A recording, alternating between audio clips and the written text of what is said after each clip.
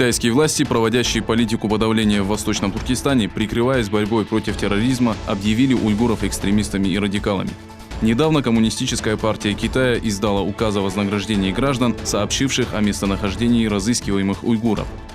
В список уйгуров, в отношении которых китайские власти издали указ о задержании, включены 22 человека, в том числе и преподаватель столичного университета Турции доктор Эркин Эмет.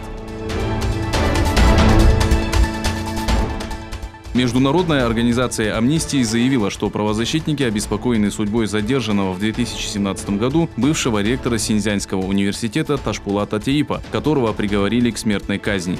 Организация призвала правозащитников направить обращение к главе Китайской Народной Республики с требованием отменить исполнение приговора.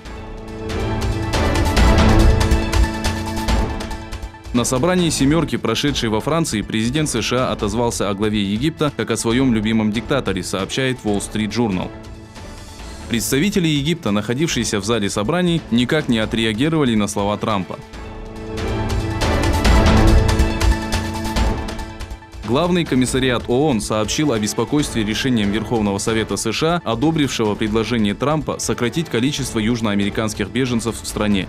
Во время пресс-конференции ООН в Женеве Андре Махечич заявил, что все имеют право на подачу документов для получения статуса беженца и получения защиты международных правозащитных организаций.